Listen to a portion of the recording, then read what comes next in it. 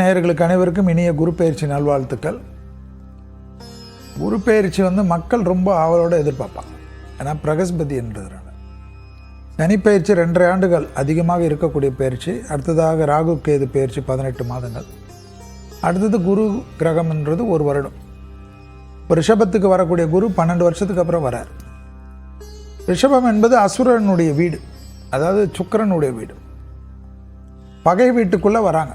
இப்போ நீங்களே இருக்கீங்க, ஒரு பகை வீட்டுக்குள்ளே போனீங்கன்னா உங்களுக்கு ஏதாவது ஒரு விசிட்டிங் இன்விடேஷன் கொடுக்கணுன்னா கூட எப்படா இன்விடேஷன் கொடுத்துட்டு ஓடிடுவோன்றது தான் பார்ப்பீங்க.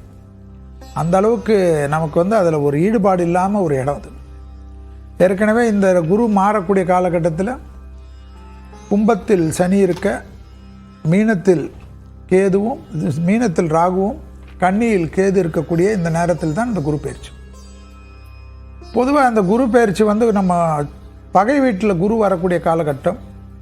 என்னை பொறுத்த வரைக்கும் வளர்ச்சி மருத்துவத்துறையில் காணப்படக்கூடிய வளர்ச்சி அபிரிதமாக இருக்கும். மீடியா துறையில் இருக்கக்கூடிய வளர்ச்சி அபிரிதமாக இருக்கும். டெக்னாலஜின்னு சொல்லக்கூடிய இன்ஃபர்மேஷன் டெக்னாலஜி, ரோபோட்டிக் டெக்னாலஜி, இந்த ட்ரோன் டெக்னாலஜி, இதெல்லாம் வேறு லெவலுக்கு வரும். அதாவது எலக்ட்ரானிக்ஸு, இந்த கம்ப்யூட்டர், இது போல் விஷயங்கள், அதே போல் விமான போக்குவரத்துலலாம் வேறு லேட்டஸ்ட்டு டெவலப்மெண்ட்லாம் வரும். பெரிய லெவலுக்கு வர்றது மருத்துவத்தில். ஆனால் மக்களுடைய வாழ்வாதாரம் எல்லாமே நம்ம பார்க்கணும். குருவை மட்டும் பார்த்து பேச முடியாது. குருவோடு சேர்த்து மற்ற கிரகங்கள். அதே போல் தமிழ் வருடத்தில் இது குரோதி வருடம்.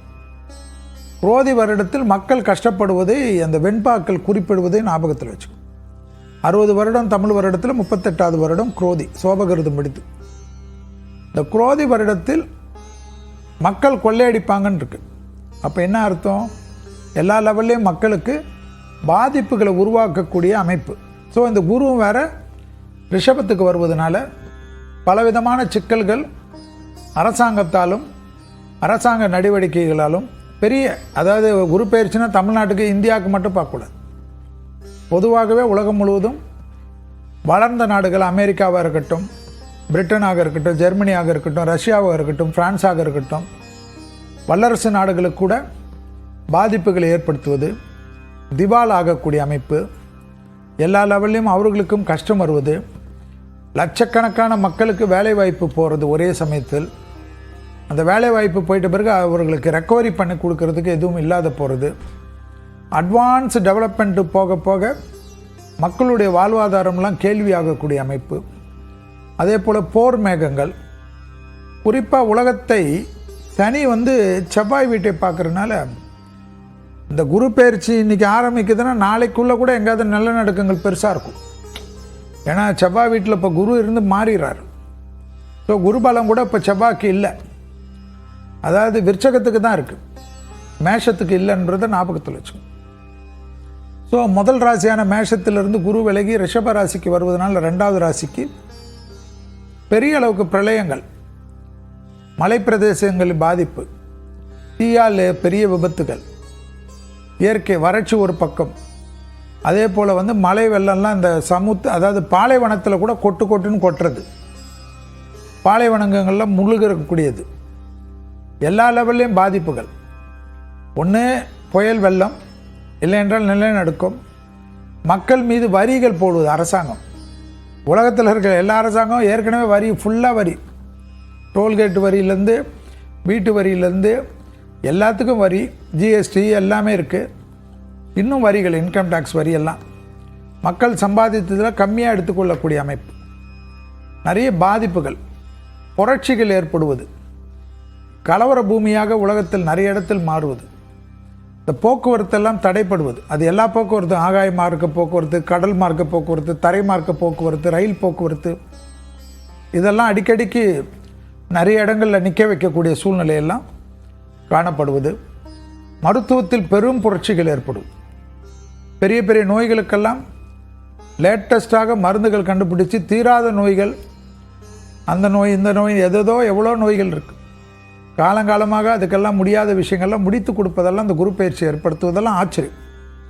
அதாவது ஒரு பக்கம் கெட்டது மீடியா வளர்ச்சி, ஃபேஸ்புக்கு, ட்விட்டர், இன்ஸ்டாகிராமெல்லாம் பார்த்தோம். அதனுடைய அடுத்த கட்ட லெவலுக்கு போகக்கூடிய அமைப்பு.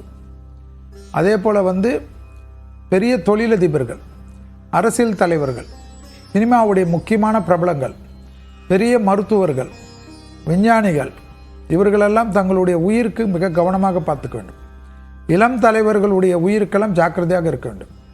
அதாவது நேச்சுரலாகவோ அல்லது செயற்கை முறையிலேயே, அதாவது தீவிரவாதத்தாலோ விபத்துகளாலோ பாதிப்புகள் ஏற்படக்கூடிய அமைப்பு. இதெல்லாம் கவனத்தில் கொண்டு பார்ப்பது.